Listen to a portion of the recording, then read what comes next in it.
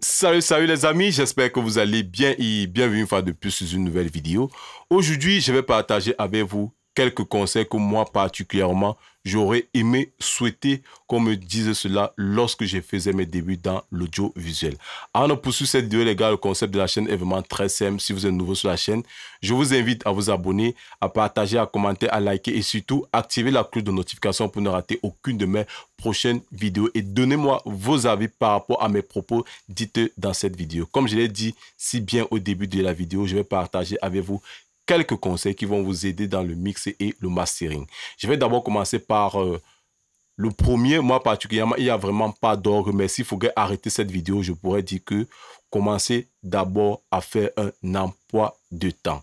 Et c'est beaucoup d'entre vous négligez cet aspect. Faites-vous un emploi de temps. Trouvez-vous vraiment un temps libre qui va faire en sorte que vous appreniez bien ce que vous êtes en train de faire.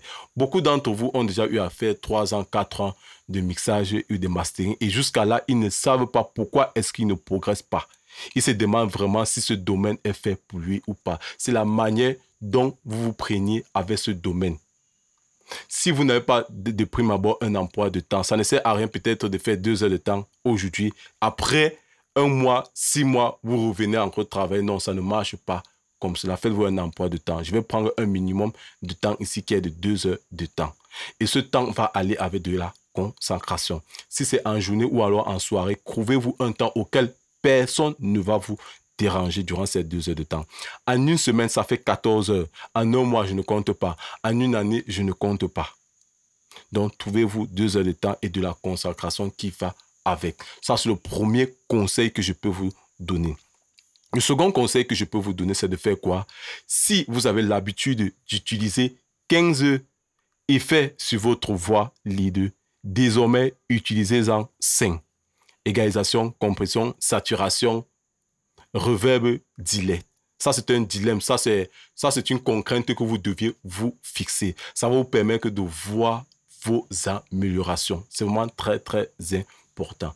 Si vous avez l'habitude de faire 10, ça n'a pas marché, faites-en 15. Si vous vous rendez compte que vous en faites 10 et que vous avez vraiment trop mis, mettez-en 5 pour voir le résultat. C'est comme ça est-ce que vous allez contrôler votre progression en mixage et en mastering.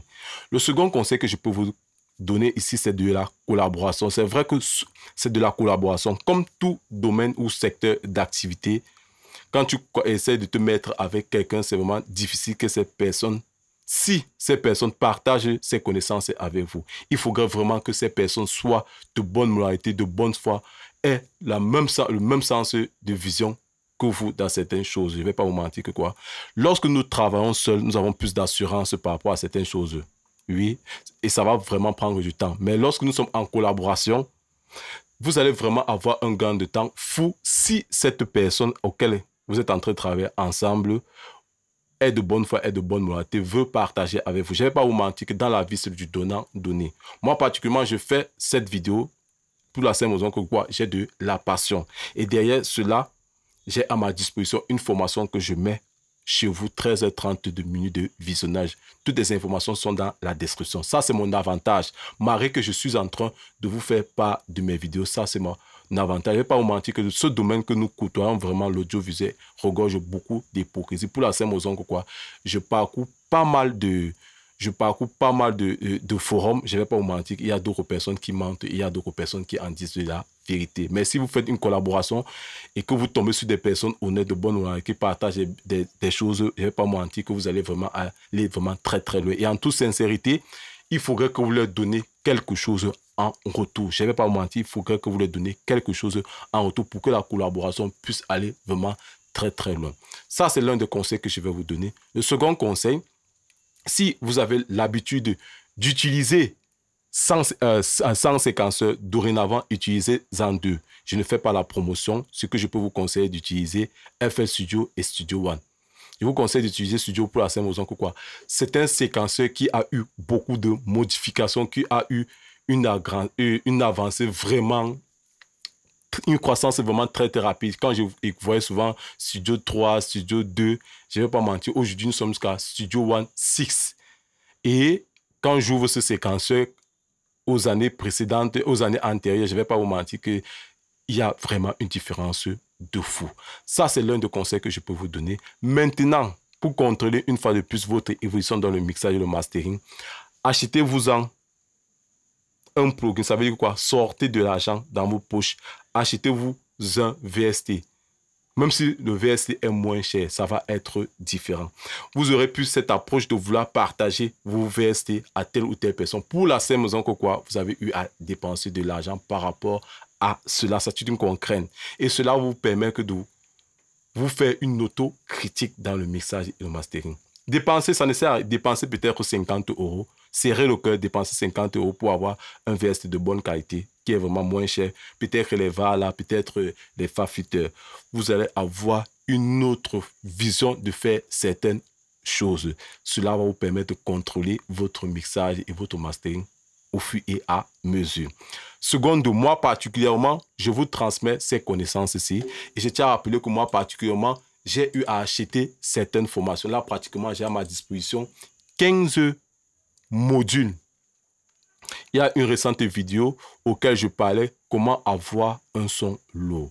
Cette technique que j'ai eu à partager avec vous, je ne vais pas vous mentir que c'est dans cette formation que j'ai acquise pour partager avec vous. Je ne l'ai pas inventé. Je vous ai dit comment avoir un son lourd. Je ne vous ai pas dit comment avoir un son de qualité. Parce que avoir un son de qualité, ça passe généralement par le mixage. Ça ne passe pas par le mastering. Il faudrait que nous soyons... Et donc, essayez d'acheter des formations. Moi, j'ai 15 modules ici. Imaginez, vous faites 15 fois 30 €. Vous aurez le prix global de ma formation en question. Je ne suis pas en train de me vanter. Au départ, moi, je ne vais pas vous mentir que je n'avais pas assez de moyens. Je me suis rendu compte que pour que je puisse vraiment aller très, très loin, il faudrait que j'ancre au moins sur certains modules. Et mes modules sont vraiment créés, c'est sur quelque chose de spécifique. Moi, particulièrement, j'ai fait un condensé de ma formation sur lequel je vous parle de 13 à 30 minutes de visionnage. Je mixe l'instrumental, je fais le mixage de la voix, je fais le mastering, je condense toute ma formation. Je concentre toutes ces informations dans ma formation et j'ai également une template qui va vous permettre de gagner un temps fou. Toutes les informations sont dans la description. Ce n'est pas une publicité, je ne force personne.